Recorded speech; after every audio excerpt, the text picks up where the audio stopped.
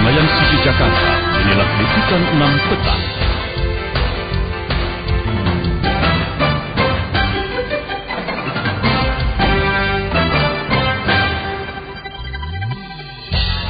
KPK masih memeriksa anggota DPR Al-Amin Nasution yang tertangkap tangan menerima suap.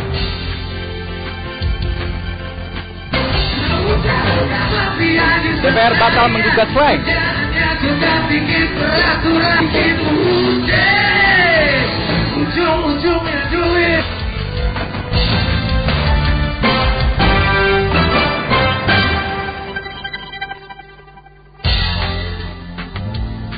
Selamat petang saudara, liputan 6 petang edisi Rabu 9 April 2008 kembali menemui Anda.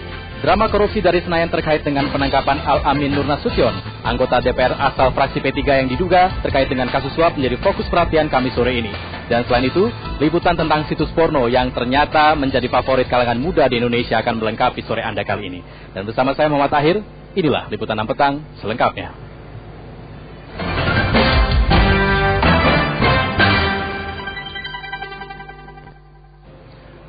Saudara, grup musik Slank, maksud kami laporan pertama berkaitan dengan penangkapan Al-Amin Nasution. Grup musik Slank atas lagunya Gosip Jalanan. Sebelumnya Badan Kehormatan DPR menyatakan tersinggung karena lirik lagu Slank dinilai mendiskreditkan wakil rakyat sebagai mafia Senayan yang berpraktik UUD atau singkatan dari alias ujung-ujungnya duit. Udah mafia di Senayan, kerjaannya tukang bikin peraturan, bikin UUD, ujung-ujungnya duit. Lirik lagu berjudul Gosip Jalanan inilah yang membuat panas kuping sebagian anggota dewan. Bahkan kemarin Badan Kehormatan menyatakan akan menggugat Slank.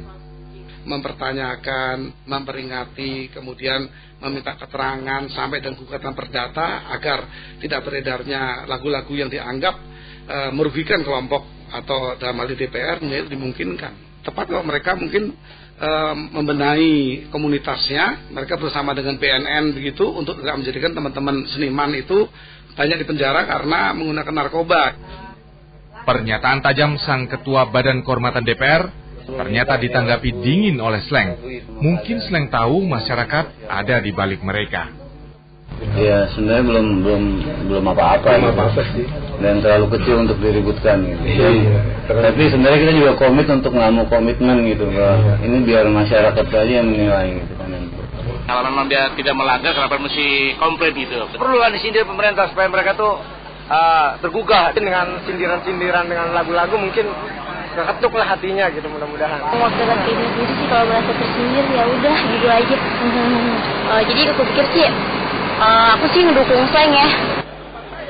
Badan Kehormatan DPR mungkin sudah tahu bocoran tidak terlalu baiknya citra dewan di mata rakyat yang diwakilinya, atau mungkin gentar berhadapan dengan para slankers. Hari ini pernyataan Badan Kehormatan berputar 180 derajat. Telah meminta pimpinan DPR untuk tidak melanjutkan proses dari aduan kepada Badan Kehormatan. Tidak melanjutkan bukan berarti telah pernah mempunyai rencana untuk menggugat, tidak sama sekali. Aku heran yang benar disingkirkan. Protes DPR pada Slank dinilai tidak cukup beralasan. Apalagi banyak seniman lain yang sering menyuarakan kritik sosial lewat lagunya. Frankie Sailatua misalnya. Saya pikir mungkin Badan Kehormatan ini cuma kamuflase saja. Mencari hal-hal mungkin karena becek di DPR itu sudah sangat meluas. Maka untuk menutupi itu biasa itu teori kamuflase itu. Buktikan dengan perbuatan. Rasanya inilah yang ditunggu dari para anggota dewan daripada sekedar tersinggung wakil rakyat dikatai berpraktik ujung-ujungnya duit. Tim Liputan 6 SCTV melaporkan dari Jakarta. Ya saudara, liputan DPR versus Slank memiliki benang merah dengan berita berikut ini. Komisi Pemberantasan Korupsi menangkap seorang anggota DPR dari Partai Persatuan Pembangunan karena diduga telah menerima suap. Anggota DPR itu bernama Al-Amin Nur Nasution dari Komisi 4 yang ditangkap pada dini hari tadi. Saat ini Saudara Amin Nasution masih menjalani pemeriksaan di KPK soal uang yang diterimanya dan diduga terkait dengan izin pengalihan hutan lindung.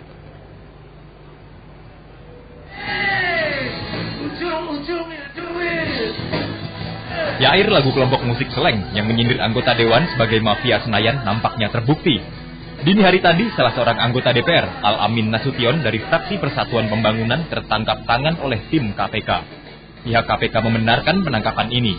Saudara, betul tadi malam sekitar pukul 2 KPK,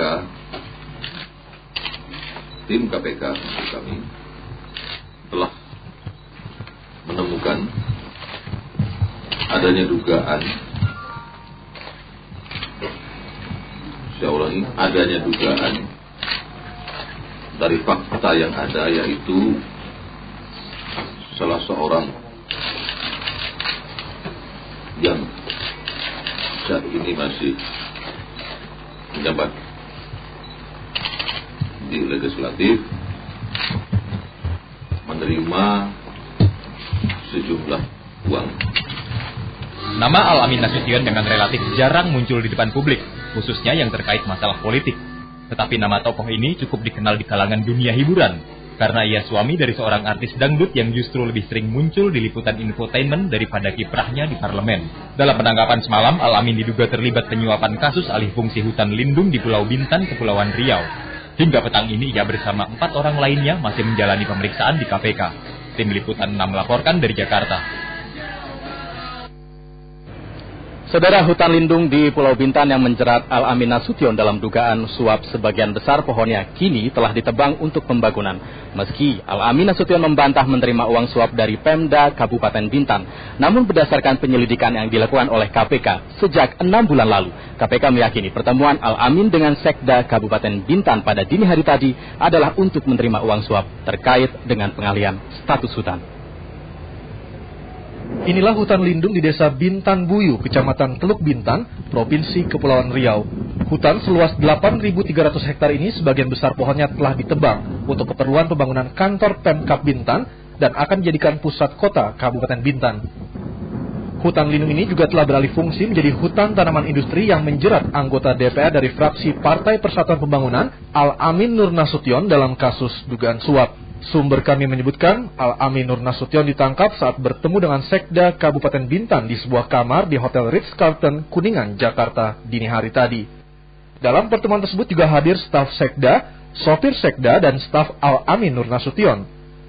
Pukul 2 dini hari, tim KPK menggerebek kamar tempat pertemuan. KPK menemukan uang tunai sejumlah 3,9 juta rupiah di kamar dan sekitar 60 juta rupiah lainnya di dalam mobil Al-Amin Nur Nasution. Al-Amin Nasution tidak mengakui uang tersebut sebagai suap dari Kabupaten Bintan untuk keperluan pengalihan status hutan lindung ke hutan tanaman industri. Sesuai dengan Undang-Undang KPK, status Al-Amin selanjutnya akan ditentukan pada pukul 2 dini hari nanti atau 24 jam setelah penangkapannya. Humala Nasution melaporkan dari Bintan, Kepulauan Riau.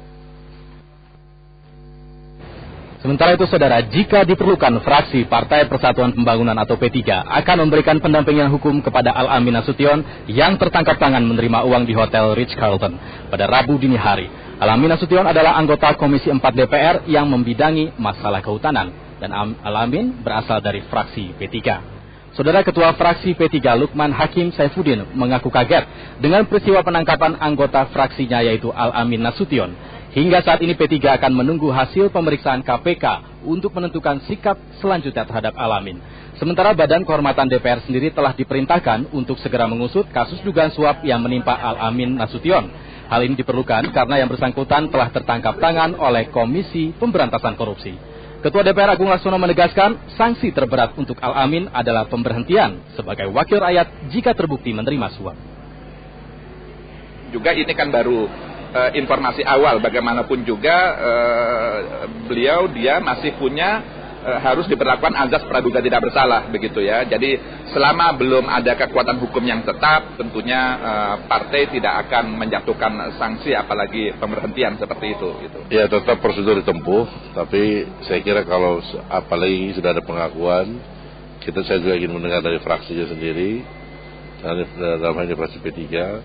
Kami juga akan mendengar dari pimpinan BK, lalu ya, sanksinya maksimum diberhentikan. Kita tinggalkan informasi penangkapan Al-Amin Nasution untuk sementara, saudara, beralih ke informasi lain. Berhati-hatilah Anda para orang tua dan juga pelajar, karena di Bulukumba, Sulawesi Selatan, 14 pelajar yang dijanjikan magang malah dipekerjakan sebagai anak buah kapal di luar negeri. Dan ironinya, salah satu pelaku kasus dugaan penipuan ini adalah guru mereka sendiri. 9 anak korban penjualan manusia ini kini dirawat di Rumah Sakit Polri karena buruknya kondisi kejiwaan mereka. Menurut Bareskrim Polri, kasus ini terungkap setelah perwakilan Deputi Mauritius didatangi 7 pelajar yang mengaku melarikan diri dari sebuah kapal di wilayah itu. Sebelumnya para pelajar itu mendapat iming-iming dari guru mereka NAF untuk magang di luar negeri. Mereka diharuskan membayar 5 hingga 6 juta rupiah untuk pengurusan paspor dan tiket. Para pelajar ini merasa tertipu karena mereka malah dipekerjakan sebagai anak buah kapal. Ternyata ibu guru mereka NAF menerima 900 ribu rupiah untuk setiap anak yang dikirimkannya. NAF ternyata merupakan bagian dari jaringan penjual manusia yang dipimpin oleh Her. Selain ke-7 pelajar itu, ada 5 pelajar SMK 3 Bulukumba yang keberadaannya masih belum diketahui. Dikirim ke Jakarta, kemudian mengirim ke Singapura, di Singapura ada agennya juga di sana. Kemudian baru dikirim ke Mauritius. Nah di sana rupanya mereka dikerjakan bukan sebagai PKL atau kerja seperti job training segala macam, tapi dipekerjakan, dan 3 tahun baru kembali. Jadi sehingga dengan situasi begini para korban merasa, tuh kalau 3 tahun baru kembali bagaimana saya selesai semuanya, sehingga mereka melarikan diri. Untuk memudahkan kejahatan mereka, selain membuka kantor di Jakarta, Her juga membuka kantor di Singapura. Sejauh ini komplotan itu diduga telah memberangkatkan lebih dari 100 pelajar. Nina Bahri dan Doni Indradi melaporkan. Saudara, dengan dalih merusak keindahan kota, pemerintah kota Surabaya terus menggusur para pedagang kaki lima atau PKL di sejumlah kawasan. Pagi tadi, giliran pedagang ikan hias yang berada di Jalan Patua tidak luput dari gusuran. Lembaga Bantuan Hukum Surabaya memprotes tindakan Pemkot yang dinilai hanya menggusur tanpa memberikan solusi.